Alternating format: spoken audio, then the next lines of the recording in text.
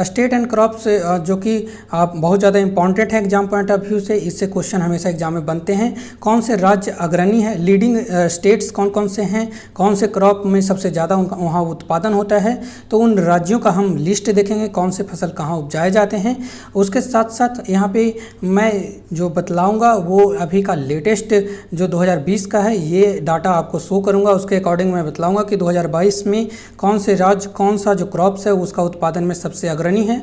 उसके साथ साथ ये जो वीडियो होगा इससे आपको ये भी पता लगेगा कि कौन सा राज्य कौन सा जो प्रोडक्ट है उसका उत्पादन सबसे ज़्यादा करता है, सेकंड में कौन है, थर्ड में कौन है। इसमें ज़्यादा उलटफेर नहीं होता है, जो फर्स्ट है वो कभी सेकंड या है जो फर्स्ट हो जाता है, यही चेंजिंग होता है। लेकिन कुछ ऐसे भी जो राज्य हैं जो कि किसी एक क्रॉप्स में सबसे ज़्यादा हैं अग्रणी, बहुत ज़्यादा मार्जिन से अग्रणी है, उनके बारे में भी मैं विशेष आपको बतला दूंगा। तो स्टार्ट करते हैं आज का वीडियो स्टेट एंड क्रॉप्स का। तो सबसे पहले हम स्टार्ट करते हैं टाइप्स ऑफ क्रॉप्स के बारे में। फसल के प्रकार से हम देखते हैं भारत में जो फसल के प्रकार हैं वो सीजन के अकॉर्डिंग डिवाइड किए गए हैं, सीजन के अकॉर्डिंग इसमें डिवीजन किया गया है। सबसे पहला है खरीफ फसल और दूसरा आता है रबी फसल। एक और भी फसल है जिसको हम बोलते हैं जयाद फसल। तो जो अभी इसमें डिटेल में मैं चर्चा करूँगा, जो पहला जो मैं बात करता हूँ वो खरीफ फसल के बारे में बात करता हूँ। खरीफ फसल कौन सा होता है, जो कि मानसून में भारत में इसको उपजाया जाता है और भारत में जो मानसून आता है वो जून से सितंबर मंथ के बीच में आता है। कहने का मतलब जो खरीफ फसल उपजेगा वो जून से सितंबर मंथ के बीच में उपजेगा। और इसमें जो एग्जाम्पल्स आते हैं वो होते हैं धान आएंगे, मेज आएंगे, मिलेट आएंगे, कॉटन्स आएंगे, सोया आएंगे, बहुत सारे इसमें टाइप्स हैं। ठीक है, एग्जाम्पल्स हैं, तो आपको एग्जाम्पल ध्यान रखने हैं, एग्जाम्पल्स क्वेश्चन बनते हैं। ठीक है, उसके बाद जो आता है वो आता है जियाद फसल। जियाद फसल कौन सा फसल है, वो दो फसलों के बीच में आता है। जैसे रबी और खरीफ फसलों के बीच में जो समय है, जैसे कि मार्च से जून का मंथ, जब मार्च और जून के मंथ के बीच में इसका खेती किया जाता है। खीरा, ककड़ी और जो चुकंदर है, ये सारे जो फसल हैं वो किस फसल में आएंगे, ये आएंगे जियाद फसल में। उसके बाद आता है रबी फसल। रबी फसल अब जानते हैं कि रबी फसल स्प्रिंग के मौसम में होता है। स्प्रिंग कहने का मतलब क्या, बसंत के मौसम में। तो जो स्प्रिंग जो रबी है ये बर्ड चूँकि अरबिक बर्ड है जिसका मतलब होता है बसंत, स्प्रिंग जिसका मतलब होता है। ठीक है, फिर से समझिए, जो रवि जो नाम है ये लिया गया है, अरबिक शब्द है, इसका मतलब होता है बसंत, मतलब इंग्लिश में स्प्रिंग। ठीक, उसके बाद जो ये जो फसल है वो ठंडी के दिनों में, विंटर सीजन में इसको उपजाया जाता है। और चूँकि मैंने बताया कि इसका मतलब ही स्प्रिंग होता है, मतलब ये बसंत के मौसम में उपजाया जाता है। इसका जो समय होता है वो अक्टूबर से मार्च के बीच में उपजाया जाता है और इसको हम रबी क्रॉप्स बोलते हैं। इसके जो कुछ एग्जाम्पल्स हैं जैसे गेहूँ, चना और मस्टर्ड, मतलब कि तिलहन के लिए जो सरसों होता है, राई होता है, ये सारे जो फसल हैं वो रबी फसलें हैं। तो इनके बारे में आपको एग्जाम्पल्स थोड़ा बहुत याद रखना है। उसके बाद जो फसल आते हैं इसको अलग से पढ़ते हैं हम लोग कैश क्रॉप्स। कैश क्रॉप मतलब नकदी फसलें, वो फसलें जिसको हम उपजाते हैं और उसको हम मार्केट में बेच देते हैं, उसको हम सीधा यूज खाने के लिए नहीं करते हैं, उसको हम नकदी फसलें बोलते हैं। कहने का मतलब उन फसलों से जिससे कि हमें डायरेक्ट पैसे मिलते हैं उसको हम कैश क्रॉप्स बोलते हैं या नकदी फसलें बोलते हैं। मकसद होता है कि इसको बाजार में बेच देना और प्रॉफिट अर्न कर लेना। ठीक है, इसके कुछ एग्जाम्पल्स हैं जैसे कॉफ़ी, कोको, उसके बाद चाय, शुगर केन, कॉटन या फिर स्पाइसेस मतलब मसाला। तो ये सारे टाइप्स हैं कैश क्रॉप्स के। पहले हम देखते हैं राइस के बारे में, मतलब चावल के बारे में। चावल का जो उत्पादन है भारत में बहुत बृहद तौर पे होता है और पूरे भारत में इसको खाया जाता है। इसका कंजम्पशन पूरे भारत भर में है, खास करके साउथ के एरिया में इसका जो कंजम्पशन है वो काफ़ी ज़्यादा है। तो जो राइस है वो एक खरीफ फसल है, मतलब ये मानसून के सीजन में उपजाया जाता है। इसको उपजाने के लिए काफ़ी पानी की आवश्यकता होती है। इसको जो सबसे ज़्यादा उत्पादन करते हैं वो वेस्ट बंगाल हैं, उसके बाद पंजाब हैं, उत्तर प्रदेश हैं और आंध्र प्रदेश हैं। तो आपको इतना ज़्यादा याद नहीं रखना है, आपको 1, 2 या 3 याद रखना है।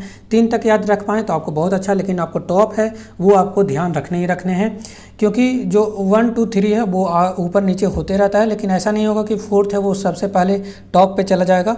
तो आपको ये 3 कम से कम याद रखने हैं। लीडिंग स्टेट्स, चावल उत्पादन में जो लीडिंग स्टेट है वो है वेस्ट बंगाल, उसके बाद पंजाब आता है और उत्तर प्रदेश आता है। ये भारत के राज्य हैं जो कि सबसे ज़्यादा चावल का उत्पादन करते हैं। इसके साथ साथ मैं यहाँ पे ये भी बतलाऊँगा कि जो जियोग्राफिकल इंडिकेशन मिला है, GI टैग जिसको मिला है, कौन कौन से चावल हैं जिसको ये GI टैग्स मिले हैं, उन सारे को मैं यहाँ पे बतलाने की कोशिश करूँगा। तो केरला के बहुत सारे चावल को मिला है, आपको इसके नाम पढ़ लेने हैं, काफ़ी ज़्यादा समय लगेगा अगर मैं इसको पढ़ने जाऊंगा। तो मैं एक बतला दे रहा हूँ कि जो कतरनी चावल है जो कि बिहार के चावल हैं इसको मिला है। उसके बाद बोकासोल चावल था, काफ़ी ज़्यादा फेमस था। इन सारे को आपको याद रखना है। जो बोकासोल चावल है वो असम का था, जिसको कि पकाने का ज़रूरत नहीं था, इसको पे आपको सिर्फ पानी में भिगो कर रखने के बाद इसको खाया जा सकता था। तो आपको ये पूरे लिस्ट का जो स्क्रीनशॉट ले लेना है और उसको आपको एक बार रिवीजन कर देना है, ठीक है। जो इम्पोर्टेंट है उसका मैं नाम ले रहा हूँ। उसके बाद आता है जो ऑप्शन है वो है गेहूँ। गेहूँ मतलब व्हीट। व्हीट का जो उत्पादन होता है वो पूरे भारतवर्ष में होता है और इसका कंजम्पशन भी पूरे भारत में है।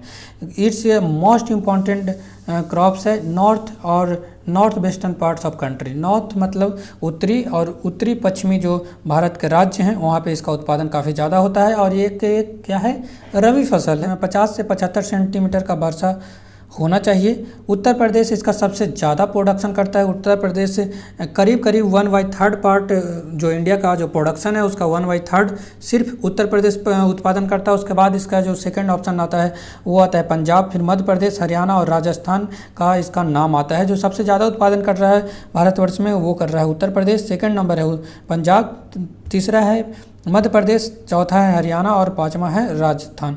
तो आपको 3 तक याद रखने हैं। उसके बाद जो एक गेहूं है जिसका जीआई टैग मिला है उसका नाम है वलिया ग्रिट, जो कि गुजरात का है। ये आपको ध्यान रखने हैं। जो 1-2 लिस्ट हैं उसको आपको ध्यान कर लेना है, आपको याद कर लेना है, ठीक है। उसके बाद आते हैं दालें। दालें मतलब पल्सेस। पल्सेस में जो सबसे ज़्यादा उत्पादन करता है राज्य वो है मध्य प्रदेश। तो इंडिया है वो सबसे ज़्यादा कंज्यूम करता है पल्सेस का, दाल का, और सबसे ज़्यादा पूरे दुनिया भर में उत्पादन भी करता है। कहने का मतलब जो भारत है वो सबसे ज़्यादा उत्पादन भी करता है और सबसे ज़्यादा उसका खपत भी है दाल का। दाल जो पल्सेस होते हैं, जो कि जिसका जो क्रॉप्स होता है वो लिग्मिनियस होता है। कहने का मतलब जो नाइट्रोजन है उसका स्थिरीकरण करता है, समझ के। जो इसके पौधे होते हैं उसके जड़ों में नाइट्रोजन को पकड़ने के लिए एक बैक्टीरिया पाया जाता है जिसका नाम है राइजोबियम।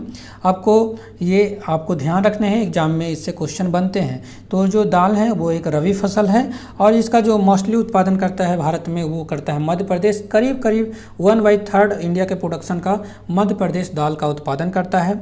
इसके बाद आता है राजस्थान, उसके बाद महाराष्ट्र, उत्तर प्रदेश, ये सारे लीडिंग स्टेट्स हैं, ठीक है। उसके बाद मैं बात करता हूँ चना के बारे में। चना मतलब ग्राम।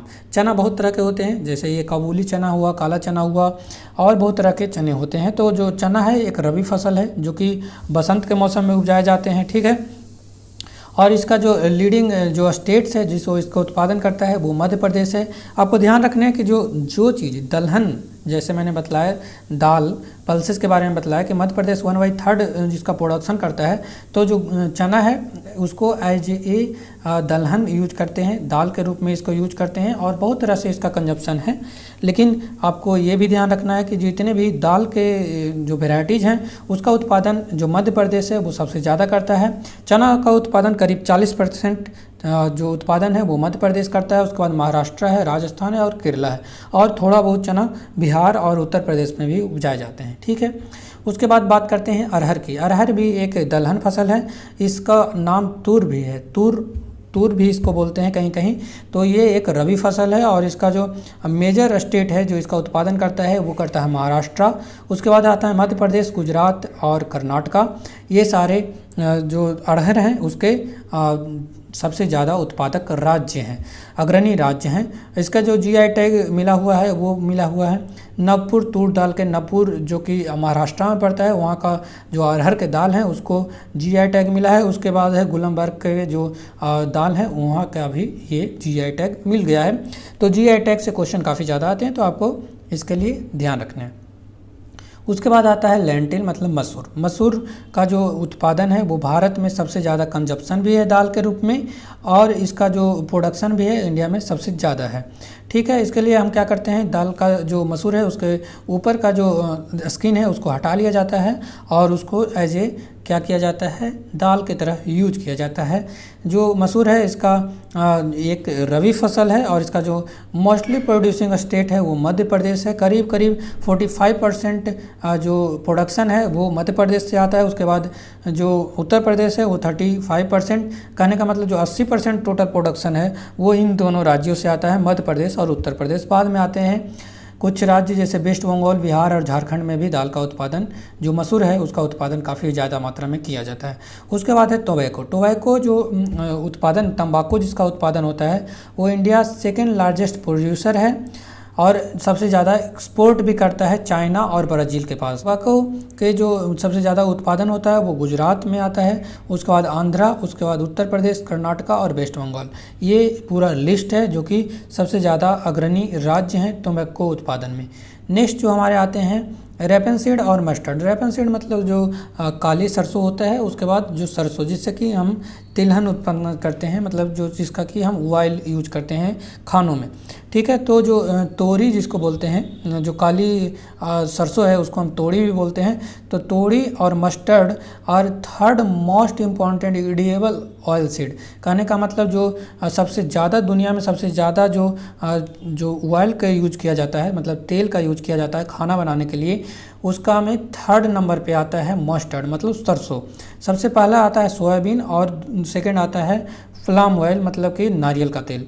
तो ये तीसरा नंबर पे एज ए खाना बनाने के तेल में इसका यूज किया जाता है सरसों का, ठीक है, पूरे दुनिया में। उसके बाद इसका जो प्रोडक्शन सबसे ज़्यादा होता है वो होता है राजस्थान में, करीब 40% है उसका उत्पादन राजस्थान में होता है। भारत का जितना भी प्रोडक्शन होता है उसका 40%।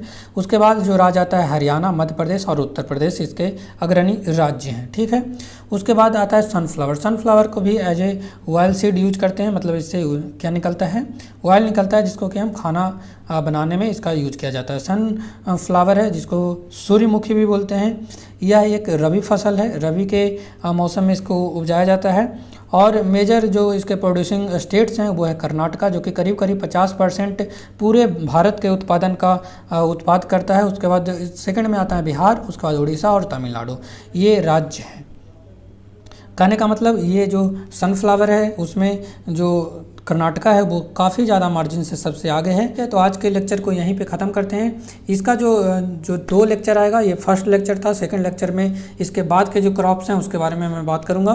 तब तक के लिए बने रहिए हमारे चैनल के साथ। आपको क्या करना है कि उस वीडियो को देखने के लिए आपको स्टैटिक जीके करके एक प्लेलिस्ट बना हुआ है जिसमें जाकर के आपको इन सारे वीडियोज़ को आप देख सकते हैं। पूरा स्टैटिक जीके मैं इसी तरह कवर करा रहा हूँ अपने चैनल पर।